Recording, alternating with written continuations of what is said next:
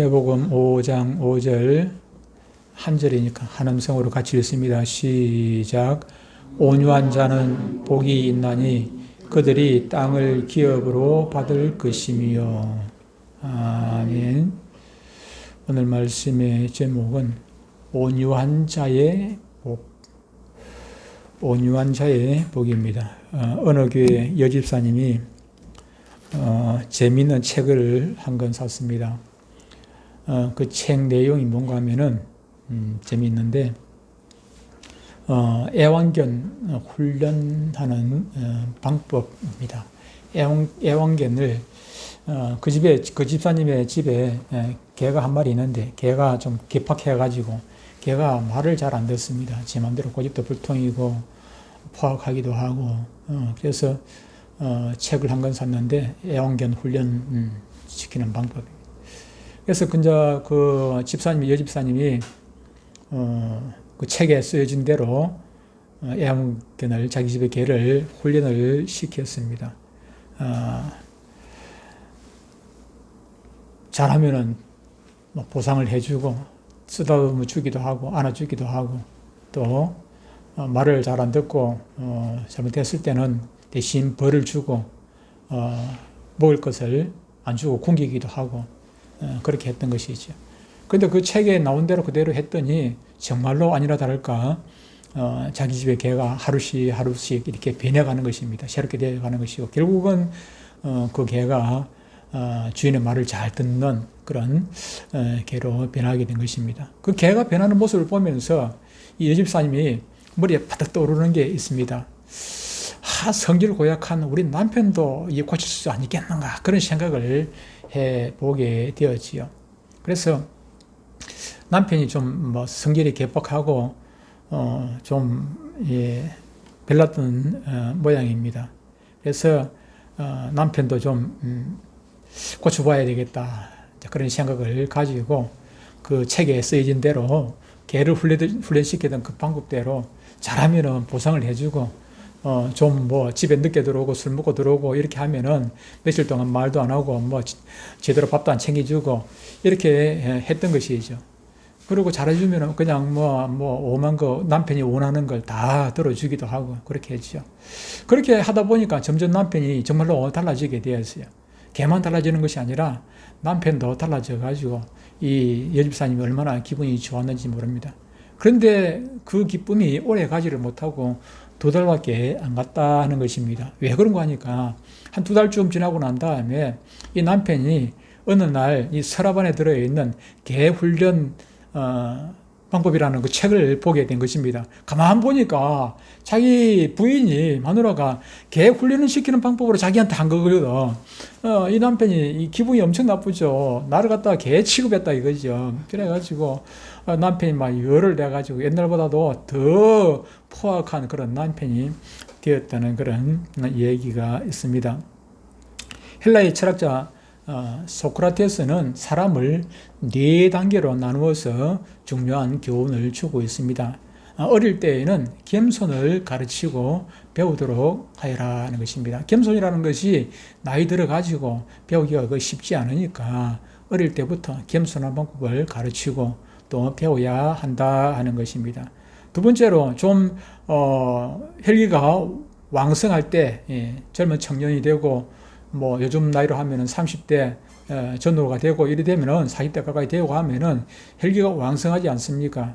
이럴 때는 온유를 좀 배우도록 하여라. 온유하도록 노력을 해라. 왜냐하면 혈기가 왕성하다 보니까 이게 온유하고 거리가 먼 사람이 될 수가 있게 되는 것이죠. 그리고 장년이 되어서는 공정하도록 해라. 공정하려고 노력을 해라. 여러 가지 많은 일들을 하게 되지요. 장년이 되게 되면 여러 가지 직장 생활이든지 또 사회생활, 다른 생활에서든지 아니면 가정에서든지 교회에서든지 여러 가지 일들을 중요한 일을 맡아서 하다 보면은 공정하지 못할 때가 참으로 많이 있게 마련인데 그때일수록 좀 더 침착하고 많이 듣고 많이 생각하고 공정을 잃어버리지 않도록 그렇게 노력하라는 것입니다. 그리고 늙어서는 나이가 들어가지고 늙어서는 신중하도록 해라. 신중하도록 해라. 저도 뭐 나이 들어 보니까 자꾸 잘못하면 이제 실수를 자주 하게 되어지고 그러더라고요. 생각보다 조금 젊을 때처럼 이렇게 생각이 파닥파닥 안 돌아가기도 하고 행동도 느려지게 되고 그러다 보니까 실수를 하게 되는데 그럴수록 좀 더 신중하게 행동하도록 해라. 신중하지 못하고 늙어가다 보면은 주책바가지 된다. 그런 얘기를 했다 하는 것입니다. 그렇습니다.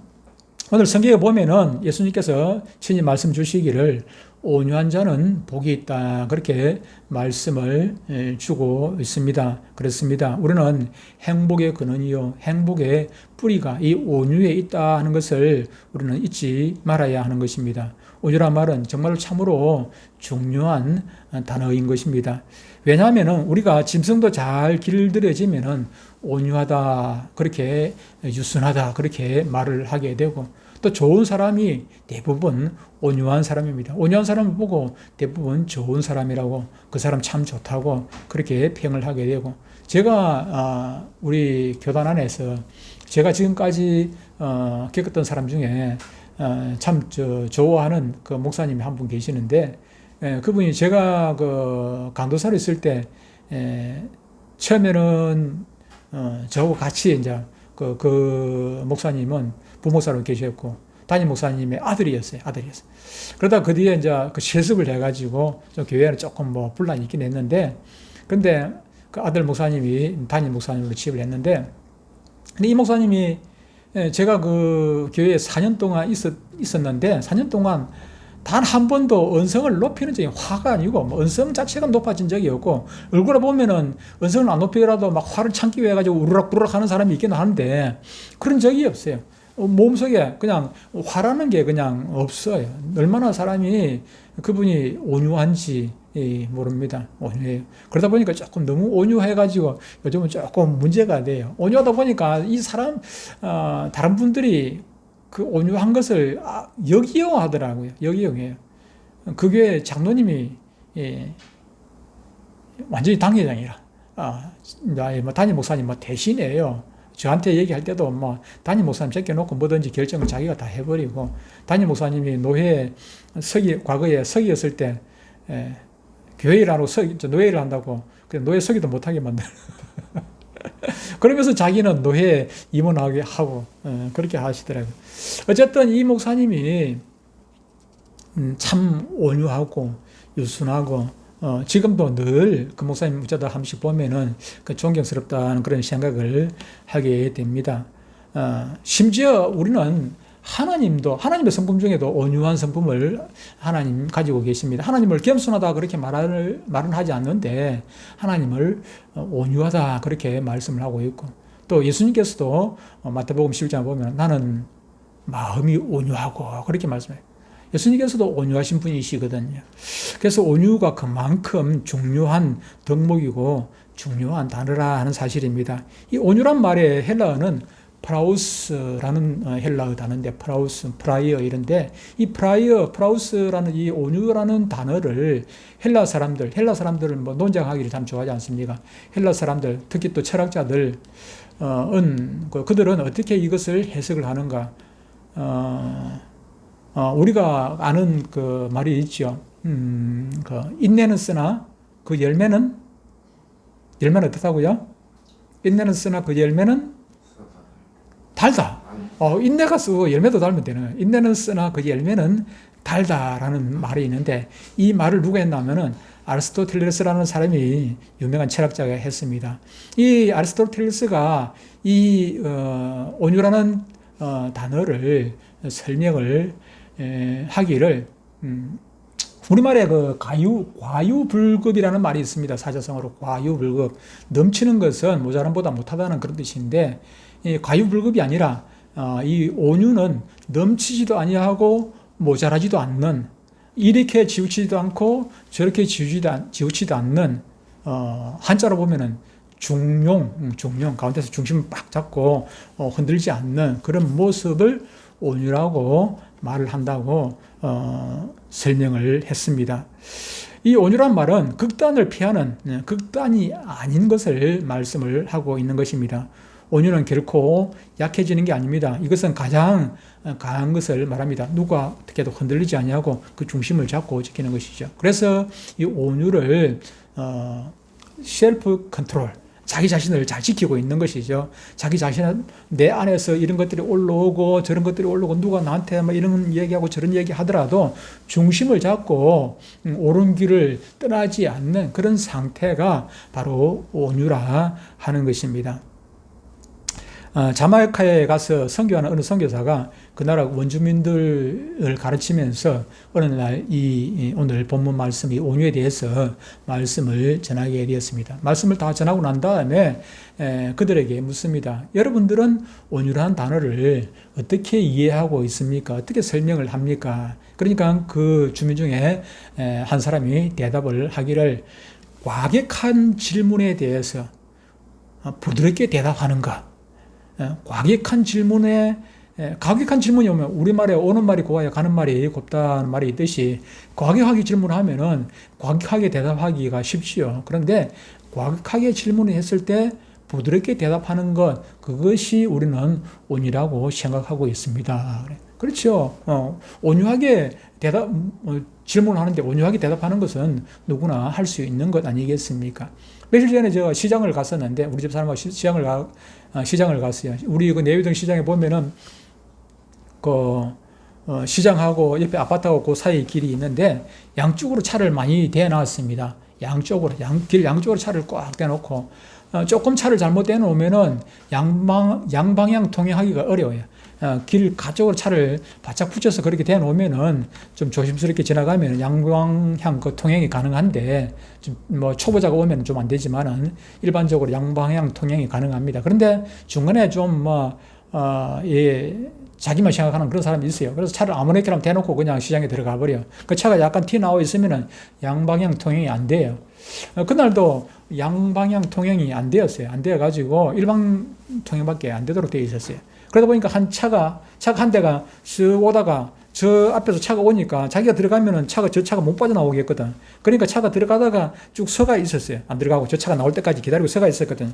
그런데 때마침 그 뒤에 다른 차가 요 뒤에 차 쭉 오다가 이 차가 서가 있으니까 그냥 앞으로 막 앞질러 해가 이 앞에 서버렸어요. 근데 앞에 서가 있다 보니까는 저 앞에 오는 차가 이 차 때문에 못 나오게 되었거든. 그러니까 이 차가 운전석 문을 열고는 뒤를 돌아보면서 빵빵거리면서 이 차 보고 뒤로 빼달라는 거라. 앞에 차 못 나온다고.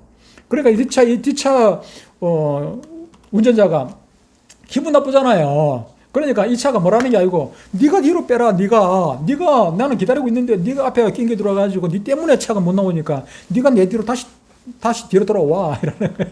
나는 이것도 영문도 모르고 둘이서 가만 보니까 너무 답답한 거예요. 이 차가 좀 빼주면 되겠구만. 안 빼주고 있으니까 막 꼼짝도 안 하는 거야. 안 빼주고 그냥. 그러니까 차가 막 꽉 밀려가고 있어. 그래서 제가 답답해가 내려가지고 좀 부탁을 하려고 내렸어요. 내렸는데 두 사람이 막 싸우는데 가만히 얘기 들어보니까는 이 앞에 이 사람이 좀 원래 잘못했는 거라. 야, 왜 낑겨들었냐 이거죠. 그래서 제가 이야기를 좀 하려고 했는데 보니까 너무 과격하게 싸워. 괜히 낑겨 들었다가 낭패 보기 십상이라. 네가 뭔데 그냥 이 새끼 저 새끼 소리가 나올 것 같더라고요. 그래서 제가 그냥 구경만 하고 말았습니다. 구경만 하고 있는 찰나에 한참 지나다 보니까는 이쪽에 있는 차들이 주차해놨던 차들이 한 대, 두 대 빠져가지고 나오는 바람에 결국은 이 차도 그대로 가고 이 차도 그대로 가고 그냥 가게 되었습니다. 이렇게 과격한 말이 올 때, 그럼에도 불구하고 이 사람이 기분이 나쁘죠. 저라도 기분 나쁩니다. 기분 나쁘겠지만은 그래도 대꾸하지 않냐고 좀 빼줘들어가면은 이 사람 참 온유한 사람이라는 그런 인정을 받지 않았겠습니까? 그런데 이 사람이 나쁘게 했지요. 나쁘게 했지만은 이 사람 나쁘게 했다 해가지고 이 사람도 같이 둘이서 차에서 내려가지고 그냥 한 대 칠 것 같더라고요. 한 대 칠 것 같아요. 나는 겁이 나. 이 사람이 조금 덩치가 작은데 이 사람은 덩치가 더 크고 나이도 젊고 이 사람 나이가 조금 이 사람보다는 좀 나이가 많을 것 같아. 때리면 이 사람은 그냥 한 대 얻어 터지겠더만. 그래도 많은 사람들이 있는데 때리지는 못하더라. 그래서 겁이 좀 나가지고 그랬었는데, 어쨌든 만약에 제가 이 사람 같았으면 어땠을까 한 그런 생각을 해보기도 했습니다. 누구나 사람은 부드러운 말에 부드럽게 대답하는 거야. 누구나 할 수가 있어요. 오늘 본문에서 말씀해 주는 것은 아까 자마이카 그 선교사에게 말했던 그 원주민 그 얘기처럼 과격한 말이 오더라도 내가 부드럽게 대답할 수 있는 그런 성품을 온유한 성품이라고 말할 수 있지 않겠는가, 그런 생각을 해보게 됩니다. 그러나 한 가지 우리가 분명히 알아야 할 것은 이 온유라는 것은 우리 인간의 기본적인 성품이 맞지만은, 그러나 타락한 우리 인간에 있어서는 이 온유한 성품을 잃어버렸다 하는 사실입니다. 태어날 때부터 온유했으면 참 좋겠는데 태어날 때부터 온유라는 것을 우리는 가지지 못하고 태어났어요. 그럼 어떻게 해야 되겠습니까? 우리가 자라가면서 온유를 가르치고 배우고 다듬고 그렇게 해서 온유한 사람이 되도록 해야 하는 것입니다. 어떤 사람은 온유한 사람들을 보고, 아이나 이런 사람들을 보고 아버지 닮아서 어머니 닮아서 그렇게 태어날 때부터 그 성품을 닮아가지고 온유하다 그렇게 이야기하는 사람이 있습니다.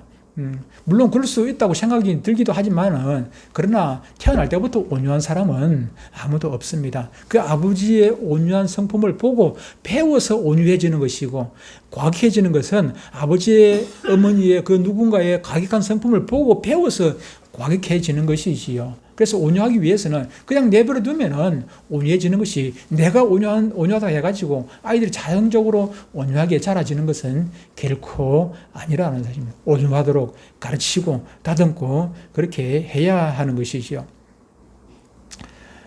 민수기 12장 3절에 보면은 모세의 얘기가 나옵니다. 모세를 온유하다 그렇게 말씀을 하고 있습니다. 이 사람 모세는 온유함이 지면의 모든 사람보다 더하니라. 모세 참으로 온유한 사람 맞습니다. 온유하다고 하나님께서 인정할 정도로 모세는 온유한 사람입니다. 그런데 모세가 원래부터 온유한 사람입니까? 그렇지 않습니다. 이 모세는 태어나가지고 며칠 안 돼가지고 나일강에 버려진 그런 사람 아닙니까? 그때 당시에는 남자가 태어나면 나일강에 버리도록 되어졌단 말이에요. 왕이 그렇게 명령을 했지, 바로가 명령을 했단 말이에요. 그래서 모세의 어머니가 그 모세를 바구니에 이렇게 배를 만들어 가지고 나일강에 띄었는데, 그때 때마침 그 애굽에 바로의 공주가 그것을 보고 데려다가 자기 아들로 키웠단 말이에요. 그러다 보니까 이 모세는 왕자 중에 한 사람처럼 그렇게 귀하게 자랐어요. 그러다 나이가 40이 돼가지고 어느 날 바람실에 나왔다가 자기 그 히브리 사람하고 애굽 사람하고 둘이서 싸우는 걸 보고 성격이 얼마나 과격했는지 그냥 애굽 사람 때려 죽여버렸단 말이에요. 때려 죽였단 말이에요. 다른 사람을 싸우는데 말려야지. 그렇다고 가지고 그냥 때려 죽여버립니까? 그만큼 이 모세가 성격이 사실은 원래는 과격한 사람이었어요. 성품이 과격한 사람이에요. 그런데 그가 어떻게 됐습니까? 이 살인을 하고 그것 때문에 그게 들켜가지고 미디안 광야로 도망을 가게 되는데, 미디안 광야에서 이드로라는 딸을 만나게 되고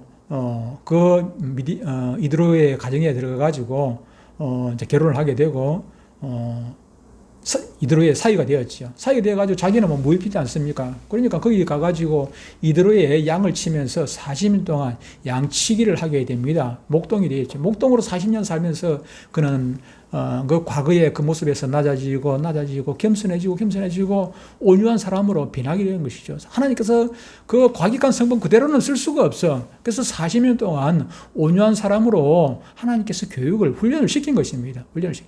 그래서 이 이스라엘의 지도자로 하나님께서 삼으셨지요. 하루는 이 모세가 제가 봐도 잘못한 것 같기는 합니다만은 자기의 종인 이디오피아 그 여종을 그냥 자기의 첩으로 삼아버렸어요.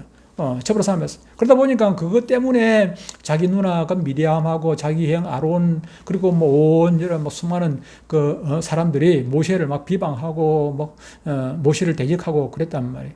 그럴 때 모세가 어떻게 합니까? 과거에 40년 전에 젊을 때 그때 성질 같았으면 그냥 한바탕 난리가 났을 터인데, 모세가 어떤 사람입니까? 그냥 손바닥 펴면 그냥 홍해 바다가 갈라지고 그냥 하늘에서 우박이 내리고 그냥 야단법석 하던 그런 하나님께서 그런 능력을 모세에게 주었는데, 한 숟갈 하는 성질 그대로 있었다라면 야단법석이 났을 터인데, 그런데 모세는 다 죽었어. 온유한 사람으로 완전히 변했단 말이에요. 그러다 보니까 그 모든 것들을 다 이겨내었지요. 그러니까 하나님께서 모세를 보고 세상 천지 모든 사람들 중에서 가장 온유한 사람이라고 모세를 그렇게 인정을 하고 모세를 끝까지 하나님께서 이스라엘의 지도자로 사용을 하셨던 것을 보게 됩니다.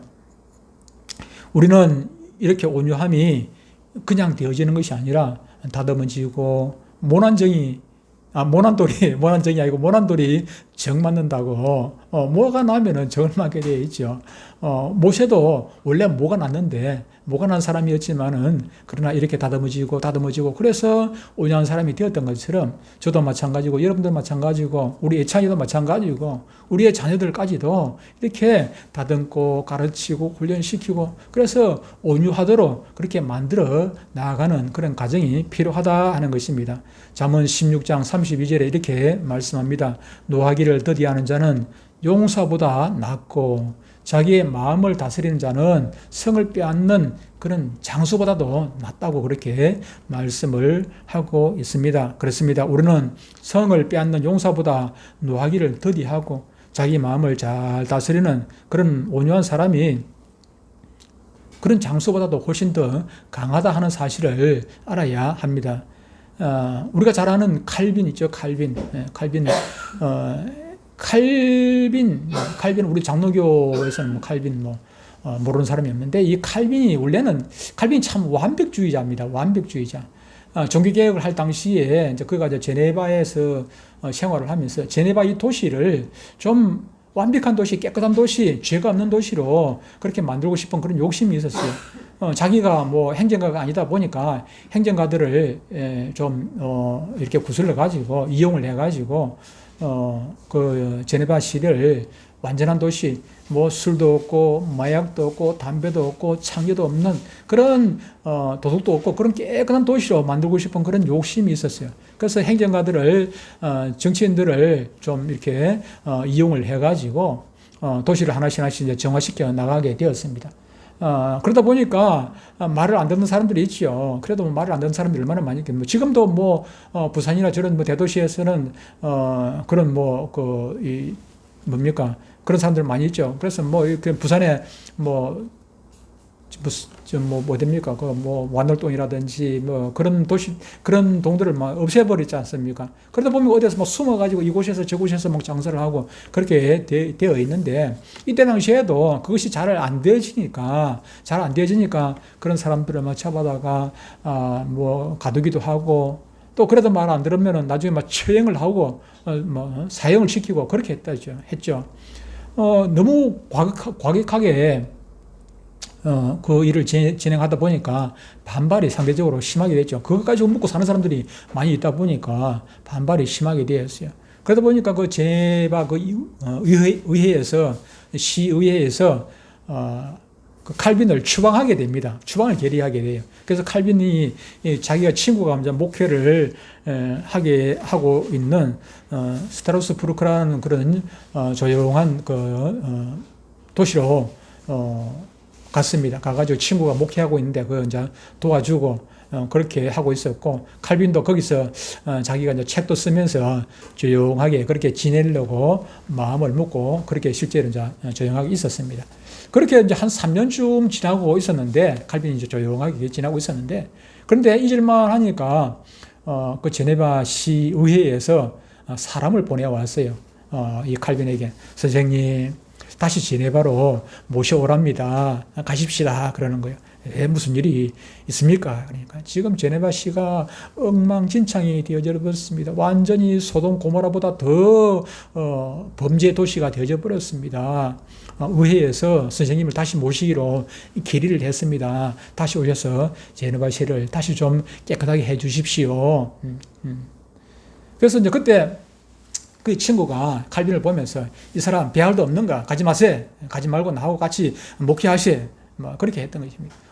가라 할 때는 내쫓을 때는 언제고, 언제 다시 오란다고 가겠는가? 가지 마세요. 가지 말라고 그렇게 했어요.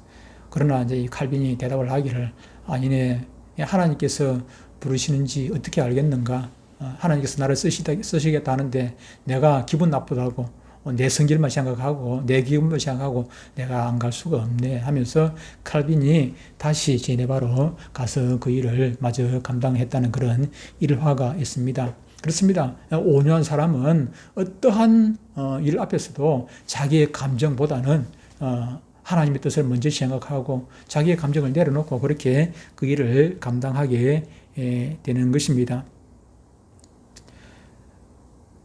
또한 항상 자기의 연약함과 무지함을 알고 더 배우기 위해서 노력하고 자기 자신을 돌아보고 그런 사람이 바로 온유한 사람이 아니겠습니까?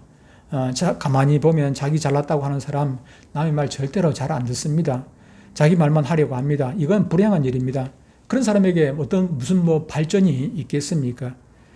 여러분들께서 누구에게 마음을 주려고 할 때 어떤 사람에게 마음을 주겠습니까? 늘 마음을 열어놓고 내가 하는 말을, 남이 하는 말을 잘 듣고 끝까지 잘 경청해 주는 사람, 그런 사람들에게 다가가고 싶지. 내가 한마디 하면은, 우리 센터에 가면은 우리 어르신들 중에 그런 사람들이 많이 있습니다. 들어있는데, 제가 한마디 하면은 꼭 한 대마디 하려는 사람들이 있습니다. 심지어 거기서 예배 드릴 때 제가 설교할 때도 그냥 나서가지고 설교하려는, 그냥 설교하는데도 같이 막 말하려고 막 대꾸하고 하는 사람이 있기도 하고, 목사님 설교 좀 짧게 해달라고 설교하고 있는데 목사님 그만하고 노래 부릅시다 하는 사람도 있기도 하고, 그런 사람들이 있기도 해요. 남의 말을 오래 듣지 못하는 그런 성품을 가진 분들이 들어있는 것을 보게 됩니다만, 그런 사람들은 다가가기가 쉽지가 않죠. 그런 사람들에게 마음을 열고 같이 이야기하고 싶은 그런 마음이 없는 것이 사실인 것입니다. 온유한 사람에게 누구나 다가가고 싶어 하는 것이죠. 온유해야 들을 수 있고, 온유해야 또 상대방의 인격을 존중하게 되고 그러는 것 아니겠습니까? 그래야 듣고 싶은 마음이 생기는 것입니다. 여러분, 배우려는 마음으로 받아들이는 마음, 이것이 바로 온유입니다. 그래서 온유한 자는 범사에 배울 수 있고 모든 경우에 이런저런 수많은 경우 가운데서 지혜를 얻게 되는 것이죠. 실패했을 때도 성공했을 때도 이런 경우 저런 경우에서도 거기에서 하나하나 온유한 사람은 배워 나아가게 되는 것입니다. 그런데 하나님께서, 예수님께서 오늘 말씀을 주시는데 온유한 자에게 복을 주신다고 말씀을 하고 있습니다. 어떤 복을 주신다고 하는 것입니까? 온유한 자에게 땅을 기업으로 받는 그런 복을 주시겠다고 말씀을 하고 있는 것입니다. 땅을 기업으로 받는다는 말의 원 개념은 땅을 내 소유로 삼고 그것을 누리는 것을 말하고 있습니다. 즐긴다는 것입니다. 아무리 돈이 많아도 그것을 누리지 못하고 그것을 즐기지 못하면 그 돈은 아무런 소용이 없는 것이죠. 아무리 비싼 차를 가지고 있어도 그것을 제대로 쓸 줄 모르면 아무 소용이 없듯이 온유라는 것은 바로 내가 가진 땅, 하나님께서 주시는 그 땅을 내 소유로 삼고 내가 그것을 누리고 즐길 줄 아는 것. 다시 말해서 내가 교만하면서 상대방을 온유하게 만들 수는 없습니다. 그러나 내가 온유할 때 내 지경이 넓어지는 것입니다. 나를 좋아하는 사람, 내가 관계하는 사람, 나에게 많은 사람들이 생겨나게 되는 것이 내 주위에. 제가 노예 서기를 하게 되고 총회 서기를 하게 되고 그러다 보니까 우리 총회 안에, 노예 안에 많은 사람들을 만나게 되는데, 제가 만약에 성격이 과격해가지고 막 화를 내고 조금 제 뜻대로 안 된다고 해가지고 그러면은 제가 그 일을 어떻게 감당을 할 수가 있겠습니까? 온유한 사람에게는 친구가 많아지게 되고 더 지경이 넓어지게 되는 것이죠. 그러므로 온유한 자는 소유와 자기의 권위 때문에 결코 불편함을 느끼지 않습니다. 그러므로 온유한 자는 늘 근심이 없게, 걱정이 없게 마련이지요. 교만한 사람은 많이 가지고도 만족함이 없습니다. 온유한 자만이 적은 것을 가지고도 소유가 없다 할지라도 그것 때문에 슬퍼하거나 괴로워하거나 근심하지 않죠. 오히려 만족하고 그렇게 살아가게 되는 것입니다. 교만한 사람은 높은 군자에 올라가면 올라갈수록 더 불안하게 되고 부자가 되면 될수록 더 불안하게 되는 것입니다. 그러나 겸손한 사람은 높은 자리에 올라가든 부자가 되든 많이 소유했더라도 불안하지 않지요. 불안하지 않습니다. 그것 때문에 그 사람이 높은 마음을 가지지 않았기 때문에 그것이 없어진다 할지라도, 그것이 사라졌다 할지라도 그것 때문에 걱정하거나 근심하거나 그렇지를 않는 것입니다. 온유한 자는 어떤 형편에서도 자족할 수가 있는 것입니다. 그것이 온유한 자에게 주시는 축복인 것입니다. 소유 자체가 복이 아닙니다. 소유를 복으로 누릴 수 있는 것이 복이 되는 것입니다. 그것을 축복으로 누릴 수 있는 길은 결국 온유함에 있는 것입니다. 여러분, 온유함이 얼마나 큰 축복입니까? 온유하다고 할 때 땅을 차지하는 권세를 누린다고 성경은 말씀합니다. 하나님께서 천지 만물을 만드시고 첫사람 아담에게 만물을 다스리라 그렇게 했습니다. 다스리는 즐거움, 다스리는 행복을 우리 하나님께서 아담에게 주셨습니다. 그런데 이 아담이 교만함으로 말미암아 그것을 빼앗겨 버리고 말았지요. 이 권리를 누리지 못하게 되었던 것입니다. 또한 땅을 차지한다 하는 이 말의 진짜 뜻은 무엇일까요? 이 땅을 차지한다는 말은 가나안 땅을 차지한다 하는 그런 말씀입니다. 이스라엘 백성이 항상 그리고 바라던 영원한 가나안 땅, 그것은 바로 천국을 말합니다. 온유한 자는 복이 있습니다. 결국은 가나안 땅, 하늘나라를 소유하게 된다 하는 말씀을 하고 있는 것입니다. 여러분, 세상에 뭐니 해도 제일 중요한 것은 남을 용서하는 일이고, 남을 사랑하는 일이고, 또 화평하는 일이고, 그리고 인내하는 그런 일 아니겠습니까? 이런 덕이 있을 때 거기에 행복이 있는 것은 사실입니다. 그런데 사랑하고 싶은데 사랑하지 못하는 사람이 있습니다. 왜 그렇습니까? 그가 교만하기 때문인 것입니다. 화평해야 될 줄 알면서도 화평하지 못하는 사람이 있습니다. 왜 그런 것입니까? 그 사람이 온유하지 못하기 때문에 그런 것입니다. 용서와 인내와 화평의 뿌리가 바로 온유에 있는 것입니다. 온유한 자만이 이것을 가능하게 할 수 있는 것입니다. 내가 온유하고 평안해야 다른 사람을 평안하게 하고 바로 그 자리가 우리의 행복의 보금자리가 되는 것입니다. 온유 그 자체가 축복입니다. 하나님께서 주신 선물입니다. 많은 시련, 많은 훈련을 통해서 내게 주시는 놀라운 선물입니다. 다듬고 가꾸고 배우고 우리 모두가 익혀서 온유한 성품에 도달하게 되면은 저와 여러분 모두에게 땅을 기업으로 주시겠다고 우리 하나님께서, 우리 예수님께서 약속해 주신 것입니다. 땅을 다스리는 권세를 그에게 허락하시겠다고 말씀을 하시는 것입니다. 우리 모두 온유한 자가 되어서 하나님께서 주시는 땅을 다스리고 하나님께서 주시는 그 땅을 기업으로 누리게 되는 귀한 축복들을 받아 누리실 수 있게 되기를 축복합니다. 기도하겠습니다. 하나님 아버지,